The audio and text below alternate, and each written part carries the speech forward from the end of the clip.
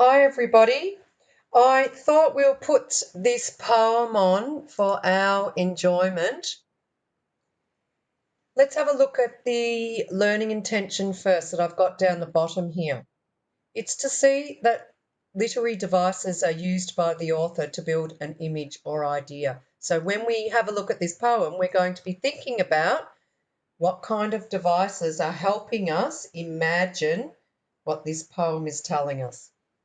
The success criteria, I've got 4 of them here. We want to find rhyming sounds in the poem. We want to look at some vocabulary used in the poem. We want to show how visualization works in this poem. And we want to know what the purpose of this poem is. You need to, once we've finished reading this poem, write down your answers or your thoughts about each of these success criteria. They could actually be questions that I'm asking you, because once you answer them, then I can go, oh, yes, you have completed this success criteria. You've been successful, or you've achieved what we wanted to from this. Read through the poem yourself, and you can stop the video here while you're reading it. And then I'm going to read it through. This is the kind of poem that you can have a bit of fun with. You could use some silly voices if you wanted to. Be glad your nose is on your face.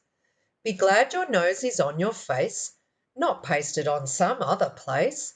For if it were, where it is not, you might dislike your nose a lot.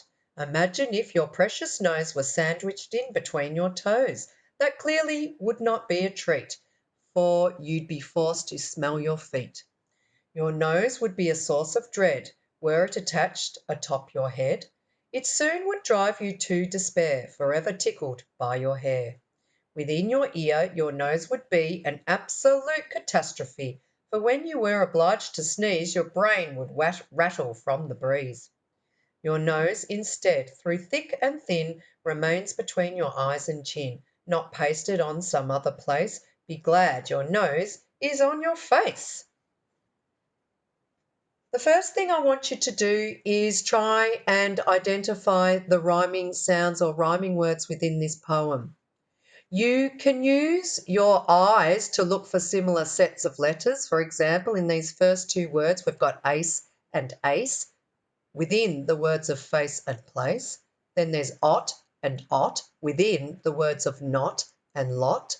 So that's kind of how it works. Identify all of the rhyming words.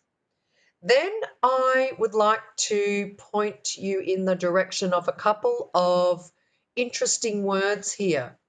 The first one is atop. It's not commonly used. It is a word in English. See if you can work it out from the context of the sentence. Otherwise, you can use the online dictionary to find the meaning. The other word is catastrophe. We have an idea of what that might mean, but do we know the specific meaning? Maybe you need to look that one up. And the next word that I want to point you to and show you is obliged. Do you really know what obliged means? Look it up, and maybe that'll give us more meaning. Once we understand what every single word means, we get a lot more out of our reading. The next success criteria, how does visualization work? Well, you'll be doing this in your writing slide because we've asked you to draw some pictures from this poem. And wow, aren't they going to be interesting? This poem is really playing around with an image. You need to imagine an image of what it would look like if your nose was between your toes. Weird, but that's what it's asking us to do.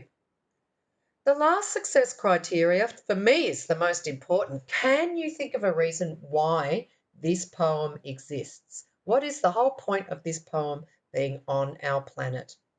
Well, I can think of a reason, and it definitely makes me laugh.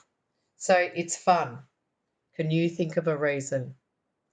Once you've finished reading this poem and listening to me, then I want you to do a Google search of fun or funny poems and see if you can find something that you're attracted to, something that really makes you giggle and laugh, because we need that at the moment. We sure do.